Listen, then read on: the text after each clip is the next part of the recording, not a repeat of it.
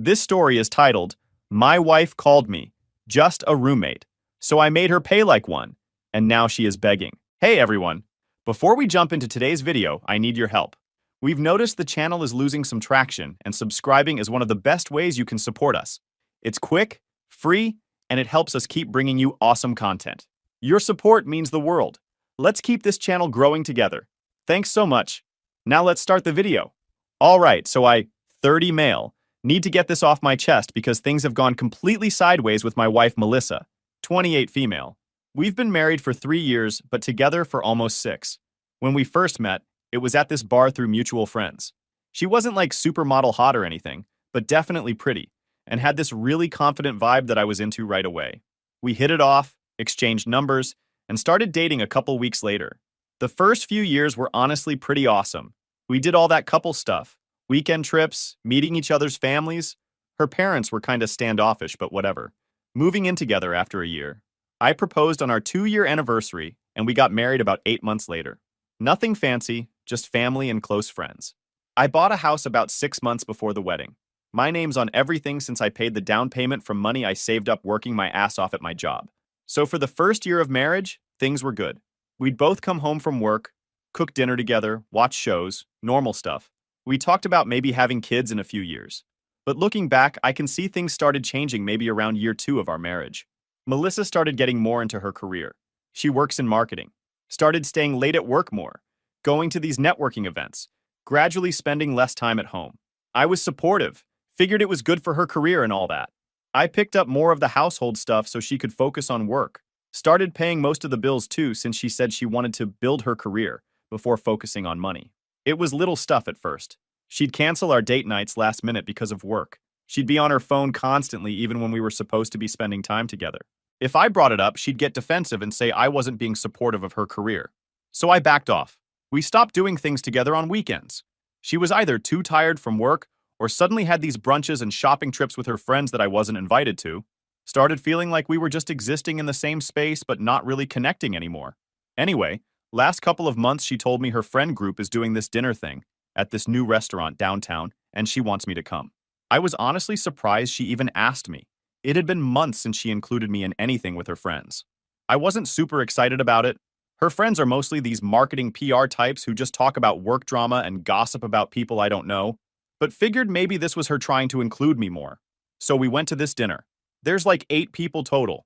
Melissa, me, and 6 of her friends. The restaurant is packed and loud, and we end up at this long table. I'm like 3 seats away from Melissa, sandwiched between her friend Taylor, who's talking to someone else the whole time, and some guy I never met before who's on his phone.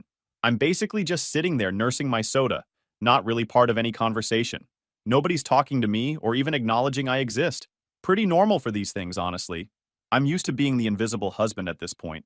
I'm kind of zoning out, thinking about this project at work I need to finish, when I hear Melissa's friend Caitlin ask, "So how's married life treating you these days?"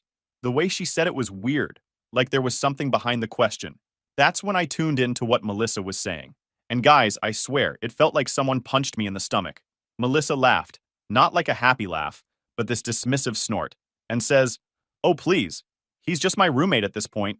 Just my roommate." I literally froze with my beer halfway to my mouth. I mean, who says that about their husband? And the way she said it wasn't joking at all. It was like she was stating some obvious fact that everyone already knew. She even glanced at me when she said, and noticed that I was paying attention, but didn't give a shit. What's worse is how her friends reacted. They all laughed and nodded like this was completely normal. One of them even said, "Aren't all husbands just glorified roommates eventually?" And they all cracked up even more. All except this one girl, Olivia. She's newer to their friend group. I've only met her a couple times. She didn't laugh and actually glanced over at me with this look like she felt bad for me. At least someone in this group has a soul, I guess. I don't even remember the rest of the dinner conversation. My brain was just stuck on replay hearing my wife call me her roommate over and over. I kept eating and drinking on autopilot, not saying anything, just trying to process what just happened. The thing is, she didn't even look at me when she said it. Didn't check if I heard. Didn't care. Like I wasn't even a factor in her life worth considering. On the drive home, Melissa was chatting about random stuff, acting completely normal while I'm sitting there feeling like my whole marriage just got nuked. I barely responded. Just one-word answers and nods. When we got home, flopped down on the couch scrolling through Instagram like nothing happened. Like she hadn't just completely disrespected our entire relationship in front of all her friends. I stood there watching her for a minute, waiting to see if she'd say anything. Acknowledge what she said. Apologize? Anything. But nope, nothing. That's when it hit me. Maybe this wasn't just a random comment. Maybe this is actually how she sees me. Just some guy who lives in the same house and pays the bills. Not her husband, not her partner. Just her roommate. I couldn't hold it in anymore. So, am I really just your roommate now? I asked, trying to keep my voice casual, even though I felt anything but. Melissa looked up from her phone, annoyed at being interrupted. What are you talking about? At dinner. You told your friends I'm just your roommate at this point. She rolled her eyes and went back to scrolling. Oh my God, it was just a joke. Don't be so sensitive. That's just how we talk sometimes. Didn't sound like a joke, I said. Well, it was, she snapped. You're seriously overreacting. Can we not do this right now? I'm tired. And that was it. No apology, no explanation, not even acknowledging how it might have hurt me. Just dismissing my feelings and making it seem like I was the problem for being upset. I didn't want to escalate things because I was still trying to wrap my head around everything. Plus, I wanted to think about how to approach this. But one thing was clear. Something in our relationship was seriously wrong, and I couldn't ignore it anymore. The next morning, I went through my normal routine on autopilot. Melissa was rushing around like usual, barely acknowledging me except to ask if I'd seen her phone charger. Just another normal day for her. As I was driving to work, I kept replaying that moment at dinner over and over in my head. The more I thought about it, the angrier I got. I've been busting my ass for years to build a life with this woman. I bought the house we live in. I pay most of the bills. I've been supporting her career by taking on more household responsibilities. I've been the one making all the effort in our relationship while she's been, what? Going out with friends? Working late? Barely paying attention to me? And this is how she sees me. Just some dude who happens to live in the same house? By the time I got to work, I'd made a decision. If Melissa wants a roommate instead of a husband, that's exactly what she's going to get. I spent my lunch break setting up a new bank account and transferring most of our money from our joint account into it. I left enough to cover my half of the bills for the month. Not a penny more. I used to pay like 80% of everything because I make more, but roommates split bills 50-50, right? When I got home that evening, I didn't ask Melissa about her day like I usually do. I didn't tell her about mine. I just said, hey, and went to the spare room where I've got my gaming set up. Usually I'd wait for her to finish work and we'd decide on dinner together, but not tonight. I ordered a pizza just for myself. When it came, I grabbed a couple slices and went back to my game. Melissa came in looking confused. Did you order pizza? Where's mine? I shrugged, not looking away from my screen. Oh, I just ordered for myself. Figured you'd get something if you were hungry. She stood there for a second, like she was waiting for more of an explanation. When I didn't say anything else, she just went, okay, and left the room. I heard her in the kitchen a few minutes later making herself something. That was the start of what I now think of as Operation Roommate. Over the next couple weeks, I systematically changed how I interacted with Melissa. I stopped texting her during the day to check in. I stopped picking up groceries for her. I stopped doing her laundry with mine. I stopped asking if she needed anything when I went to the store. I stopped telling her when I was going out or when I'd be home or making dinner for both of us. Basically, I stopped doing all the husband things and started acting like we were just two people sharing a living space, like roommates. At first, Melissa didn't really seem to notice. Or if she did, she didn't say anything. She was still going out a lot, still working late, still on her phone constantly when she was home. But after about a week, things started to change. She came home one night and opened the fridge, then turned to me with this annoyed look. There's like no food in here. Didn't you go grocery shopping? I didn't look up from my laptop. Yeah, I got my stuff. It's on the left side of the fridge. Your stuff? What about the rest of the groceries? I just bought what I needed, I said, still not looking at her. Figured you'd get whatever you want for yourself. She made this frustrated noise. Since when do we buy separate groceries? I finally looked up at her. I don't know, just trying something different. Is that a problem? She stared at me for a second, then just muttered, whatever, and ordered takeout for herself. The real drama started about 2 weeks into Operation Roommate. Melissa texted me during the day saying she was buying these expensive shoes she'd been wanting, and her card got declined. She called me right after, sounding pissed. Why is there only $700 in our joint account? She demanded. That's your half of the bills for this month, I said calmly. My half? What are you talking about? And where's the rest of our money? I set up my own account. That's my money from my job. The joint account is just for bills now. There was a long pause before she spoke again. You moved our money without telling me? What the hell, Jake? Not our money, my money, from my paycheck. You've got your own job and your own money. But we've always shared finances. You can't just change that without talking to me. I almost laughed. Yeah, and I thought we were husband and wife, not roommates. But apparently things change. What are you talking about? She sounded genuinely confused. Nothing. Look, I put your half of the bills in the joint account. You need to pay that by the end of the month. The rest of your money is yours to do whatever you want with, just like mine is mine. She started saying something else, but I told her I had a meeting and hung up. When Melissa got home that night, she was fuming. She stormed into the living room where I was watching TV and stood right in front of me. We need to talk about what the hell is going on with you, she said, arms crossed. I muted the TV. What's up? Don't what's up me. You know what's up. The money. The groceries. The way you've been acting. What's your problem? I shrugged. No problem. Just making some changes. Without talking to me? That's not how marriages work. And there it was. My opening. I looked her straight in the eyes. Oh, so we're in a marriage? That's weird because I distinctly remember you telling your friends that I'm just your roommate at this point. I'm just trying to live up to your expectations.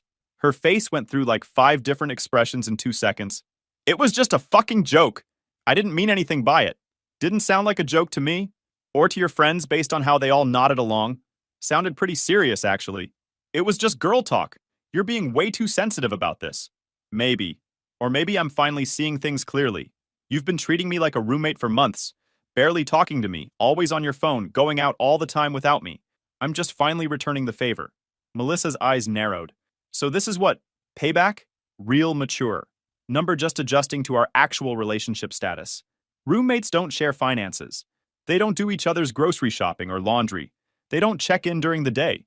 They live separate lives under the same roof. Isn't that what we're doing now? She stared at me, opening and closing her mouth like she couldn't decide what to say. Finally, she just threw up her hands and walked out of the room, muttering about how ridiculous I was being. But I noticed something interesting over the next few days. Melissa started trying harder. She texted me during the day. She suggested we order dinner together. She asked about my day. Too little, too late in my opinion, but interesting. What she didn't know was that Operation Roommate was just getting started, and I was about to take it to the next level. So about 3 weeks into my roommate routine with Melissa, something unexpected happened. I was grabbing coffee before work at this place near my office when I heard someone call my name. I turned around and saw Olivia, that friend of Melissa's who actually looked uncomfortable when Melissa called me her roommate at dinner. Hey Jake, right? She said, walking over. Melissa's husband? I nodded. Yeah. Hey, Olivia? She smiled, looking surprised I remembered her name. Good memory. I didn't know you came here. Every morning, their coffee's better than the office stuff. There was this awkward pause. I could tell she wanted to say something, but wasn't sure if she should. Listen, she finally said. I've been wanting to reach out. That dinner a few weeks ago, what Melissa said wasn't cool. I just wanted you to know not everyone thought it was funny. I was kind of shocked someone was actually acknowledging it. Thanks. Appreciate that. Are you guys okay? I mean, not that it's my business. I shrugged. We're figuring things out. No way was I dumping my marriage problems on someone I barely knew, even if she seemed nice. Olivia nodded. Well, I hope things work out. For what it's worth, I think you seem like a gentleman. That made me smile for the first time in weeks. Thanks, Olivia. We ended up sitting together for like 15 minutes talking. Turned out she's actually pretty cool. Works as a physical therapist. Moved to the city about 6 months ago. Met Melissa's group through a mutual friend. She was easy to talk to, and it felt good having an actual conversation where someone was interested in what I had to say. Before we left, she hesitated, then said, Look, I know this might be weird, but if you ever need someone to talk to, here's my number. She scribbled it on a napkin and handed it to me. I honestly felt it was a bit weird, like crossing a line. I didn't know what exactly was her intention, but I thought I could use some help, and it also seemed like she was just being nice. Thanks, I said, putting it in my pocket. I might take you up on that. A couple days later, I was having a particularly frustrating day. Melissa had been increasingly pissy about the roommate situation, complaining about having to contribute more to bills and how I was being childish. Then I found out someone had used our joint credit card, which I thought was canceled but apparently wasn't, to buy a $500 purse. 3 guesses who. I was sitting in my car in the office parking lot just fuming when I remembered Olivia's number. I thought of giving her a shot, Maybe she knows what Olivia is up to. So I texted her, "Hey, it's Jake. Is that offer to talk still open?" She responded almost immediately, "Absolutely. Everything okay?" We ended up meeting for coffee after work. I didn't plan to dump everything on her, but somehow, looking into her big warm eyes, it all came pouring out. The roommate comment, how Melissa had been distant for months, how I'd started Operation Roommate, all of it. Olivia just listened, not judging, occasionally asking questions. When I finished, she sighed. "I don't know Melissa super well, but from what I've seen in the group, she talks about you differently when you're not there." My stomach dropped. "How so?" Olivia looked uncomfortable. "She complains a lot. Says you're boring, that she feels stuck." Wow. I didn't know what else to say. "I'm sorry, I shouldn't have said anything." "No, I appreciate the honesty. Seriously." Before we left, she touched my arm.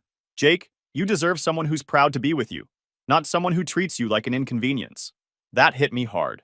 Because she was right. It was the first time I actually saw Olivia. Not just as Melissa's friend, not just as someone who happened to be around, but as someone who noticed me, who saw the cracks before I even admitted they were there. We started texting after that. Just casual stuff, how the day went, little annoyances, inside jokes, but it felt different. Like, for the first time in a long time, I wasn't just talking to fill dead air. Someone actually wanted to hear what I had to say. No sighs, no eye rolls. Just a real conversation with someone who actually gave a damn. And man, I didn't realize how much I missed that until I had it again. Melissa didn't even notice, of course. She was too wrapped up in her own world, still going out several nights a week with friends from work and coming home late smelling like cologne that definitely wasn't mine. I wasn't stupid. I knew where this was headed. But I needed proof before I made my next move. Now let me get this clear. I'm not normally the suspicious type. Really, I'm not. Been cheated on before in college and promised myself I wouldn't be that paranoid boyfriend checking phones and stuff. But there's a difference between being paranoid and just connecting obvious dots. Melissa was showing all the classic signs. Staying out late, being secretive with her phone, sudden new work friends I never met, getting all dressed up for office meetings, plus that cologne smell. I mean, come on. I needed to know for sure though. First, I tried the direct approach. "So who's this new work friend you've been hanging out with so much?" I asked casually one morning. Melissa barely looked up from her phone. "What? Oh, just people from the marketing team. No one interesting. Seems like you're with them a lot lately." She rolled her eyes. "What? Are you monitoring my schedule now? I thought we were just roommates." She made air quotes with her fingers. "Just making conversation," I said, walking away. Clearly the direct approach wasn't going to work, so I made a decision that some people might judge me for. But whatever. I bought an AirTag. If you don't know what that is, it's this little tracking device Apple makes. You're supposed to use it for finding your keys or luggage, but people use them for other stuff too. I waited for a morning when Melissa was still sleeping. Her car keys were on the counter like always. I quickly took them, slipped the AirTag into this little pocket in her car's center console where she keeps spare change and receipts, and put the keys back. The whole thing took maybe 30 seconds. That same day, Melissa texted saying she'd be working late again and not to wait up. Perfect timing to test my new setup. Around 6 p.m., I opened the Find My app on my phone and checked the AirTag location. It showed her car was on the move. I watched as she drove, not toward her office downtown, but toward the fancy apartment complex on the north side of the city. Her car stopped there at 6:45 p.m. My heart was pounding. Part of me hoped there was some innocent explanation. Maybe a friend lived there. Maybe there really was a work thing there. But deep down, I knew. For the next 3 days, I tracked her movements. The pattern was obvious. Tuesday. Told me she was having dinner with coworkers. Car went to the same apartment complex from 7 p.m. to 11 p.m. Thursday. Said she had a client meeting. Car at the apartment complex from 6:30 p.m. to almost midnight. I texted Olivia during all this, not telling her what I was doing exactly, just venting about Melissa's obvious lies. Olivia was supportive but cautious. "Are you sure you want to know?" She texted. "Sometimes finding out just makes things more painful." "I need to know," I replied. "I'm tired of being played for a fool." I decided to take the final step. The next Tuesday, when Melissa said she had another late meeting, I told her I was going to grab drinks with some guys from work and wouldn't be home until late. Total lie, obviously. Instead, I parked down the street from the apartment complex and waited. Sure enough, at 6:30 p.m., Melissa's car pulled in. I watched as she parked, checked her makeup in the mirror, then got out and walked to one of the buildings. She typed a code at the door and went inside. I sat there for maybe 15 minutes, debating what to do next. Part of me wanted to storm in there, Catch them in the act. Make a huge scene. But what would that accomplish? More drama? No thanks. I just took pictures of her car in the lot and the building she entered. Then I took a deep breath and drove home. I now had all the proof I needed. My wife was cheating on me. The question now was, what was I going to do about it? I called Olivia on the drive home. When she answered, I just said, "You were right about everything." "Oh, Jake," she said softly. "I'm so sorry. What are you going to do?" "I don't know yet, but I'm done being just her roommate." That night, I slept in the spare room. Melissa didn't come home until after midnight. She didn't even notice I wasn't in our bed. The next day, I called in sick to work. No way I could focus on spreadsheets and meetings while my marriage was imploding. I spent the morning researching divorce lawyers and found one with good reviews who could see me that afternoon. I laid everything out for him. The roommate comment, the cheating, the house situation, our finances. "So what am I looking at here?" I asked after explaining everything. He leaned back in his chair. "Well, you're in a pretty good position, legally speaking. The house is in your name and you owned it before marriage, so that's likely protected. No kids makes things simpler. Virginia isn't a pure no-fault state, so her adultery could work in your favor. The main question is how contentious you want this to be." I thought about it. "I don't want drama. I just want out." "Smart man. The ones who want revenge end up paying me a lot more money." He gave me this knowing smile. "Let's draft the paperwork. In the meantime, document everything. Her absences, evidence of the affair, financial records, and don't tell her you're filing until we're ready." I paid his retainer and left feeling lighter somehow, like I was finally taking control of the situation. When I got home, I had a text from Olivia asking how I was doing. I suggested meeting for coffee, and she agreed. We met at this quiet little place a few towns over, where Melissa's friends wouldn't see us. She looked worried when she saw me. "You look exhausted," she said. "Haven't been sleeping much?" I stirred my coffee absently. "I met with a divorce lawyer today." Her eyes widened. "Wow, that was fast." Once I knew for sure about the cheating, it wasn't a hard decision. "Our marriage has been dead for months," she nodded. "I get it, but it's still a big step." Olivia reached across the table and squeezed my hand. Just a quick, supportive gesture, but it felt more genuine than any touch I'd had from Melissa in months. "What happens now?" she asked. "Lawyers preparing the papers. I'm gathering evidence. Then I serve her and ask her to move out. She's not going to like that." I shrugged. Tough. She should have thought about that before cheating on me. We talked for almost 2 hours. Not just about the divorce, but about everything. Our jobs, families, favorite movies, travel stories. It was so easy talking to Olivia. No feeling judged, just two people genuinely interested in what the other had to say. When we finally said goodbye, she hugged me. "You're gonna be okay, Jake? Better than okay?" For the first time in weeks, I actually believed that. Over the next few days, I kept gathering evidence. Took screenshots of our bank statements showing I paid for everything. Downloaded records of Melissa's credit card charges, fancy restaurants I never went to, hotel charges on nights she was supposedly with friends. Backed up the AirTag location history. Put it all in a folder for Richard. Meanwhile, Melissa was completely oblivious. She kept up her routine of coming home late, barely talking to me, and spending weekends out with friends. The audacity of it all just strengthened my resolve. At that point, Olivia and I texted daily. Nothing inappropriate, I wasn't going to be a cheater, but we were definitely getting closer. She told me about her past relationships, her difficult family. I opened up about stuff I hadn't told anyone in years. She made me laugh when I didn't think I could. I thought it was nice having someone supportive through all this shit. A week after seeing the lawyer, the divorce papers were ready. The lawyer advised serving Melissa when she wasn't expecting it, preferably with a witness present. "You want someone there who can verify how it went down," he explained, "especially if she gets emotional or makes threats." Without thinking twice, I asked Olivia if she'd be my witness. She agreed immediately. "I'll be there," she texted. "Whatever you need."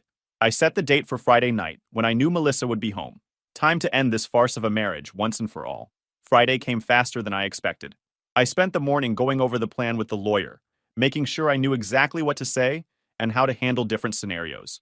He gave me the divorce papers in a manila envelope that felt way too light for something so serious. Olivia texted me throughout the day with encouraging messages. "You can do this. Stay strong. I'll be there." Simple stuff, but it helped. We agreed to meet at a coffee shop near my house at 6 p.m. Melissa usually got home around 7 on Fridays when she wasn't going straight to her jerk's place. The plan was for Olivia to come over around 6:30, then we'd wait for Melissa together. We sat there for a bit, not really drinking our coffees, just killing time. At 6:25, we headed to my house. Olivia's car was way nicer than I expected. Some luxury SUV that must have cost a fortune. We walked into the house, and for a second, I hesitated. It felt weird having Olivia here, Melissa's old friend in our space. Except it wasn't our space anymore, and Olivia wasn't really Melissa's friend anymore either. I gave her a quick tour, pointing out random things just to fill the silence. She smiled, that small, knowing smile she had. You don't have to give me the real estate agent walkthrough, Jake. I'm just here for moral support. I chuckled, rubbing the back of my neck. Yeah, guess I'm just not used to, someone actually wanting to be here. She tilted her head at that, like she was reading between the lines. Then, as we stopped in the living room, she suddenly reached out and straightened my shirt collar, smoothing it down with this small touch, like it was the most natural thing in the world. I froze. But the way she did it, so familiar, so casual, it made my stomach tighten. It had been so long since someone touched me with care instead of obligation. There, she murmured, her fingers lingering for just a second too long before she stepped back. You're all set.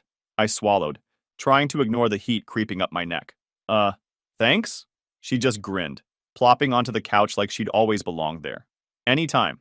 And just like that, I started seeing Olivia in a way I never had before. Around 7:10, I heard the sound of Melissa's car in the driveway.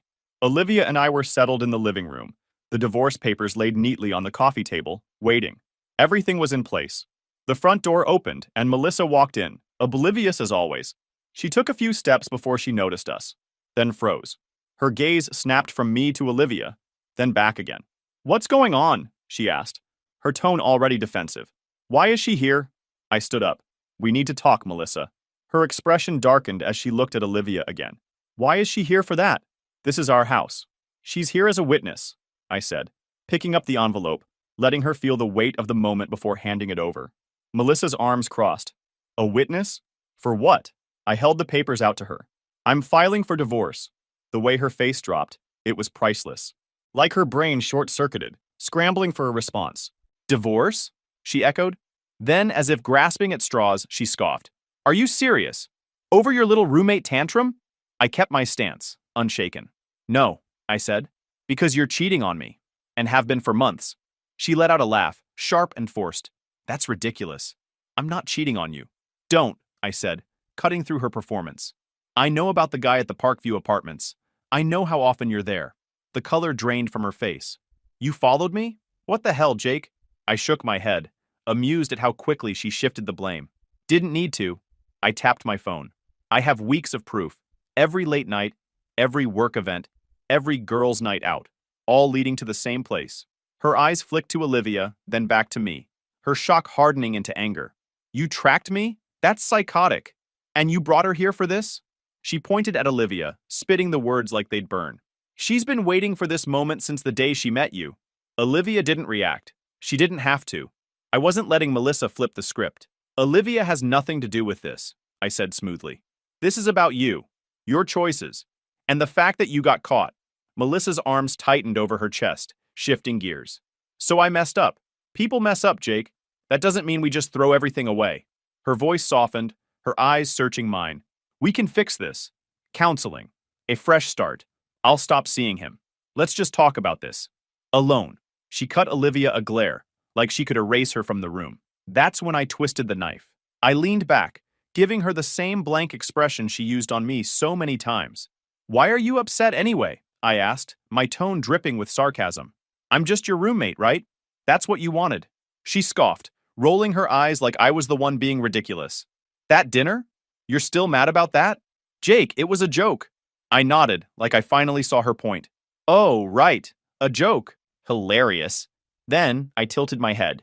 Wait, so you do joke about replacing your husband with another guy? Just checking? Her jaw tightened, but I wasn't done. You were right, though, I continued, voice smooth. We are just roommates. And since I'm the one paying most of the rent, I gestured toward the door. Yeah, I'm gonna need you to pack up and get the hell out of my house. She completely lost it. Started crying, screaming, throwing things. The works. Called me every name in the book, then switched to begging, then back to anger again. Classic manipulation tactics that might have worked on me before, but not anymore. Where am I supposed to go? She kept asking, like it was my problem to solve. I don't know, maybe your boyfriend's place? You seem to spend enough time there already. That just made her more furious. Eventually, she stormed out, slamming the door so hard a picture fell off the wall. Olivia helped me clean up the mess Melissa left behind. That went about as well as expected, I said, trying to make a joke. Olivia gave me a sympathetic smile. You did great. Stood your ground. Melissa came back the next day with her friend Taylor, expecting to just move back in like nothing happened. I'd changed the locks though, so they were stuck outside calling my phone and banging on the door. I didn't answer, just texted her that she could come get her stuff on Saturday when I'd have my brother there with me. That Saturday was tense. My brother Mike came over early, and good thing he did because Melissa showed up with Taylor and her dad. Probably thought they could intimidate me or something. Her dad started going off about how I had no right to kick his daughter out of her home. I just looked at him calmly and said, "Actually, I have every legal right. My name's on the deed. I owned it before marriage, and your daughter was unfaithful. But hey, if you want to discuss this in court where all the evidence of her affair becomes public record, I'm game." That shut him up pretty fast. Melissa glared at me the whole time while packing her stuff. Tried the crying thing again when her dad and Taylor weren't watching, whispering that she made a mistake and wanted to work things out. I just walked away. The divorce proceedings were actually pretty smooth after that. She didn't contest anything once her lawyer saw all the evidence I had. The whole thing was finalized in about 4 months, which is apparently fast for a divorce. The funny thing is, I heard through mutual friends that her boyfriend dumped her about 2 weeks after she moved in with him. Apparently he was fine with being the side piece, but didn't actually want a relationship with her. So she had to move in with her parents at 28, which must have been a pretty big blow to her ego. As for me and Olivia, well, that's complicated. We definitely got closer through all this. Started officially dating about a month after Melissa moved out, once I felt ready. Turns out Olivia's pretty amazing. Thoughtful, supportive, smart as hell, and we just click in a way Melissa and I never did. We're taking things slow though. Both been burned before and don't want to rush. She stays over sometimes, but we're not living together or anything. She's helping me redecorate the house. Melissa's taste was always a bit much for me anyway. The other day, Olivia and I were having dinner at this restaurant downtown when guess who walks in? Melissa with some new guy. She spotted us immediately and came over to our table, this fake smile plastered on her face. "Well, isn't this cozy?" she said, looking between us. "Didn't take you long to move on?" Before I could respond, Olivia looked up at her and said calmly, "He's not just my roommate, Melissa. He's my everything." The look on Melissa's face was priceless. She just stood there with her mouth open while her date awkwardly tried to pull her away. After they left, I couldn't stop smiling. Olivia looked at me. "Too much?" "No," I said, taking her hand. "Perfect amount." So that's where things stand now. Divorce finalized, house is mine, and I'm dating someone who actually gives a damn about me. Life's not perfect. Divorce is expensive and emotionally draining no matter how justified. But I'm happier than I've been in years. Sometimes I think about that dinner where Melissa called me her roommate. At the time, it felt like the worst moment of my life. Now I realize it was actually the best. It opened my eyes to the truth and forced me to make a change. Crazy how things work out sometimes.